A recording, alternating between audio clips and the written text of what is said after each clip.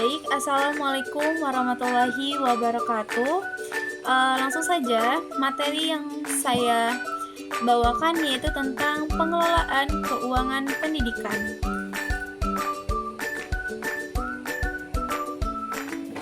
Nah, di sini tentang manajemen keuangan pendidikan. Nah, apa sih itu manajemen keuangan pendidikan?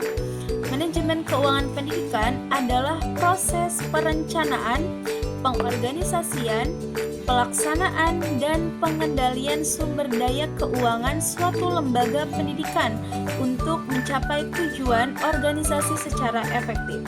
Jadi, tujuan manajemen itu adalah untuk memanage atau mengendalikan uang tersebut agar uang tersebut bisa digunakan secara efektif, yaitu sesuai dengan tujuannya.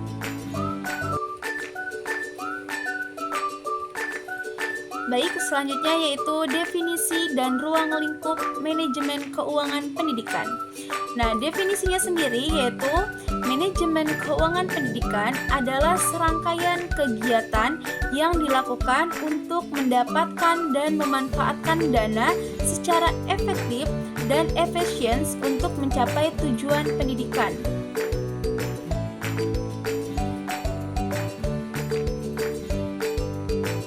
Selanjutnya adalah ruang lingkup. Ruang lingkup manajemen keuangan pendidikan mencakup tentang perencanaan, penganggaran, pelaksanaan, pencatatan, pelaporan, pengendalian, dan penanggung-jawaban keuangan lembaga pendidikan.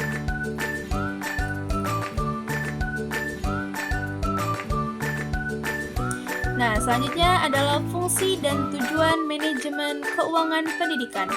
Manajemen keuangan pendidikan berperan penting dalam mengatur dan menggunakan sumber daya keuangan sekolah secara efektif dan efisien.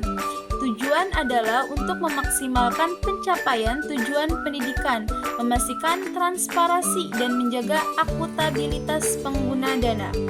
Jadi, fungsi dan tujuannya yaitu adalah seperti tadi yang saya jelaskan di awal, untuk mengendalikan uang tersebut agar uang tersebut digunakan dengan baik untuk proses pendidikan.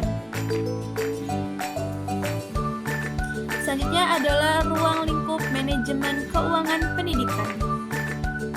Nah, yang pertama adalah perencanaan anggaran. Perencanaan anggaran yaitu meliputi tentang menyusun anggaran operasional dan investasi sekolah berdasarkan kebutuhan dan prioritas. Selanjutnya adalah pengelolaan dana, mengatur alokasi pencatatan dan pelaporan arus kas masuk dan keluar secara bersih. Selanjutnya adalah pengawasan dan evaluasi, memantau dan mengevaluasi penggunaan anggaran untuk memastikan efisiensi dan transparansi. Nah, selanjutnya adalah prinsip-prinsip manajemen keuangan pendidikan. Pengelolaan keuangan di lembaga pendidikan memerlukan prinsip-prinsip yang kuat untuk memastikan alokasi dana yang efektif dan efisien.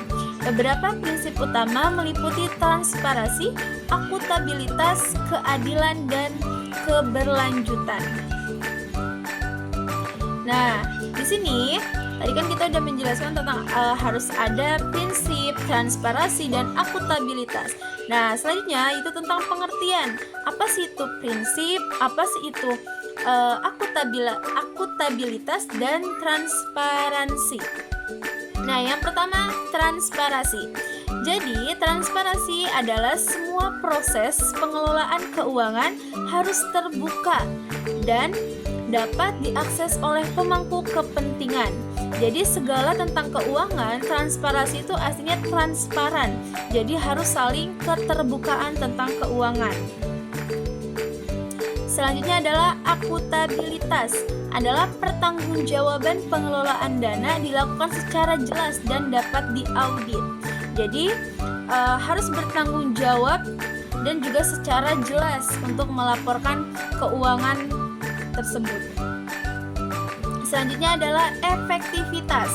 Nah, efektivitas sendiri adalah efektif seringkali diartikan sebagai pencapaian tujuan yang telah ditetapkan. Tadi kan kita udah membahas, jadi agar uang itu bisa digunakan secara efektif. Nah, ini adalah pengertian efektif. Nah, diartikan sebagai pencapaian tujuan yang telah ditetapkan. Jadi sesuai dengan tujuan dan keinginannya. Itu yang disebut dengan efektif. Selanjutnya adalah efisiensi, adalah perbandingan yang terbaik antara masuk atau input dan keluar atau output dan hasil. Jadi keluar uang yang masuk, uang yang keluar, dan hasil itu harus sesuai seperti itu.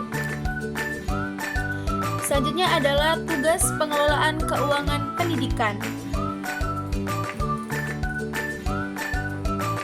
Dalam pelaksanaan manajemen keuangan menganut asas pemisahan tugas antara fungsi otorisator, ordonator, dan bendahara. Nah, yang pertama, apa sih itu otorisator? Otorisator adalah pejabatan yang diberi wewenang untuk mengakibatkan penerimaan dan pengeluaran anggaran. Jadi dia memiliki wewenang untuk penerimaan uang tersebut dan juga anggarannya, anggaran apa saja yang ingin dikeluarkan. Selanjutnya adalah ordonator. Ordonator adalah pejabat yang berwenang melakukan pengujian dan memerintahkan pembayaran atas segala tindakan yang dilakukan berdasarkan otoritas yang telah ditetapkan. Jadi dia memiliki wewenang untuk membayar perlengkapan atau misalkan segala hal yang dilakukan untuk proses pendidikan itu. Nah, jadi dia memiliki wewenang untuk membayar barang-barang tersebut. Selanjutnya itu bendahara.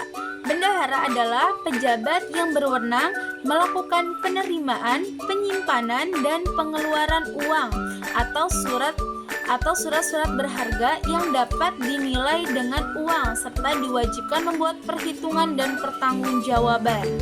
Nah, biasanya kita udah sering kali mendengar apa sih itu bendahara. Mungkin kalau otorisator dan ordonator itu sangat jarang kita dengar, tapi kalau kata bendahara itu sering kita dengar ya. Jadi dia tuh berwenang melakukan penerimaan uang dan juga menyimpan uang dan juga pengeluaran uang dan surat-surat berharga. Misalnya kita membeli barang, nah biasanya kan harus ada disertai kwitansi gitu sebagai untuk laporan pertanggungjawaban di akhirnya gitu.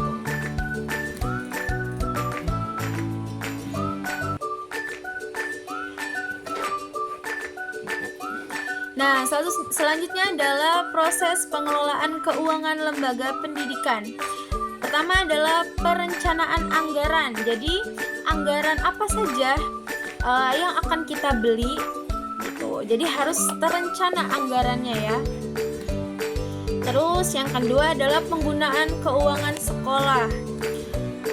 Ketiga, strategi mencari sumber dana sekolah, pertanggungjawaban, dan juga pengawasan dan evaluasi anggaran. Baik, terima kasih. Itu saja yang bisa saya sampaikan tentang pengelolaan keuangan pendidikan. Terima kasih. Wassalamualaikum warahmatullahi wabarakatuh.